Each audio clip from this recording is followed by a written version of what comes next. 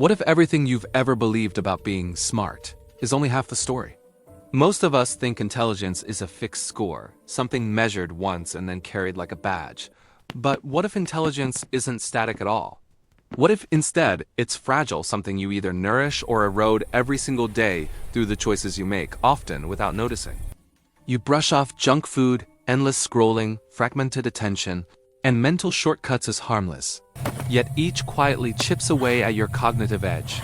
It isn't about being foolish. It's about habits that slowly weaken the structure of your mind. The frightening part is that it happens subtly. You wake up one day and tasks that once felt easy feel heavier. Ideas that once flowed freely now get stuck somewhere inside. And you start doubting the sharpness you assumed was permanent. No one likes to consider that their daily routines, the very things they rely on, could be quietly sabotaging what they value most. Their ability to think, learn, and adapt. Are you willing to look closely at what you've been unknowingly trading away? The truth is, the smarter you are, the more easily this decline slips past you. When your mind has a history of solving problems and spotting patterns, it tends to settle into comfort zones without you even realizing it. You rely on mental shortcuts, autopilot decisions, and familiar routines because they feel efficient because they work. But efficiency has a hidden cost. It numbs the mind. Tasks that once stretched you no longer do. Challenges that once sharpened your thinking barely register anymore. It's not laziness and it's not failure. It's subtle entropy, a quiet atrophy that even the self-aware rarely notice.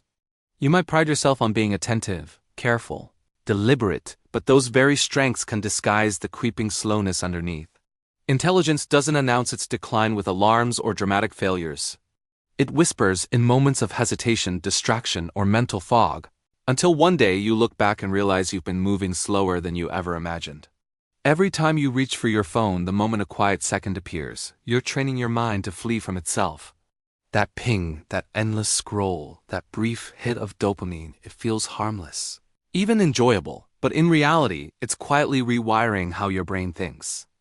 Boredom isn't the enemy. It's the gym where your intelligence grows.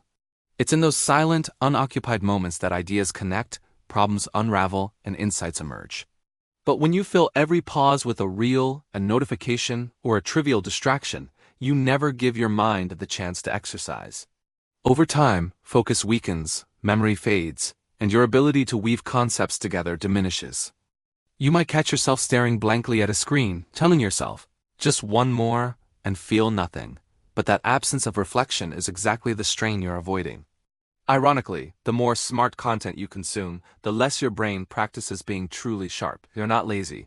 You're caught in a cycle that feels productive but leaves your cognitive muscles atrophied. Every avoided silence is a missed opportunity for deeper thought, and every scroll trains your mind to settle for the shallow. Too often, you speak not to understand, but to prove. Interrupting, finishing sentences. Framing your words to impress. These are habits that feel like intelligence, but in truth, they quietly stunt it. The louder you try to be, the less your mind actually grows. Listening, on the other hand, is an intelligence multiplier. Every pause, every moment of quiet absorption, gives your brain a chance to process, connect, and expand. Silence is not weakness, it's the hidden workspace of thought, where ideas are refined before they emerge. Ask yourself, in your conversations, are you truly hearing, or are you rehearsing the next line, waiting for the spotlight? The ones who seem the smartest are often the ones who speak least, letting their minds absorb more than their mouths release.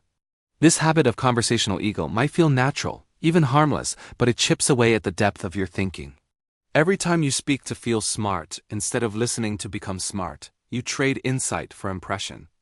Every time you shy away from something difficult, tell yourself it's not worth it. Or quit the moment frustration spikes. You're not lazy, you're afraid.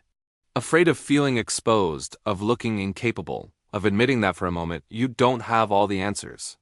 And yet that discomfort, the uneasy, awkward, fumbling sensation is exactly the signal your mind is craving. Feeling stupid isn't proof of failure. It's proof that your brain is stretching, rewiring, and growing.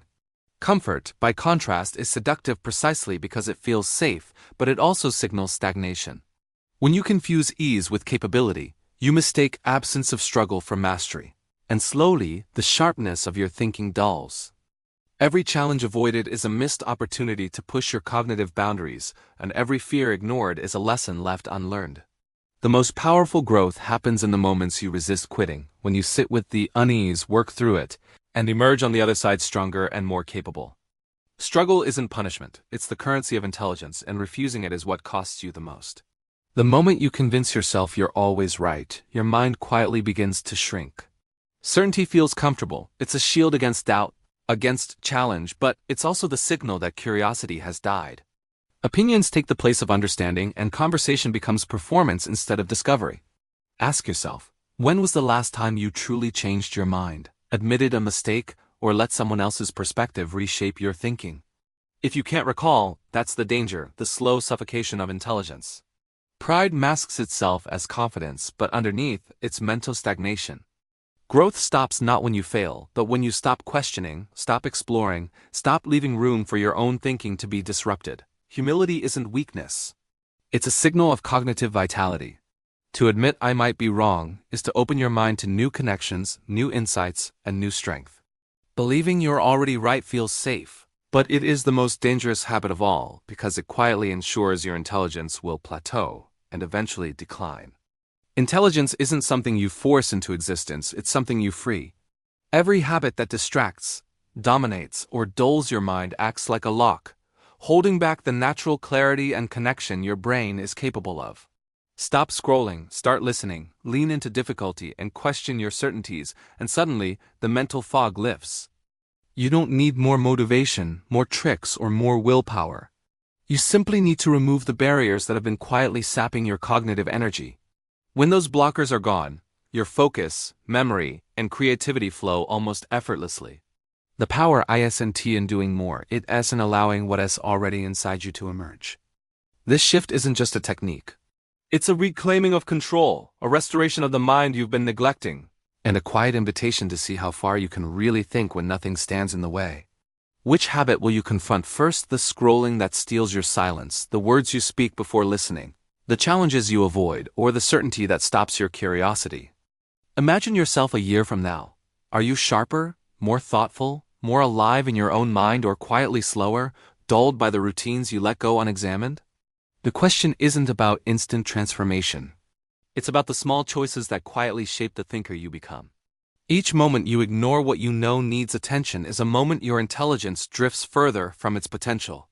So pause, reflect, and decide. Which mental barrier will you remove today? And who will you allow yourself to become in the process?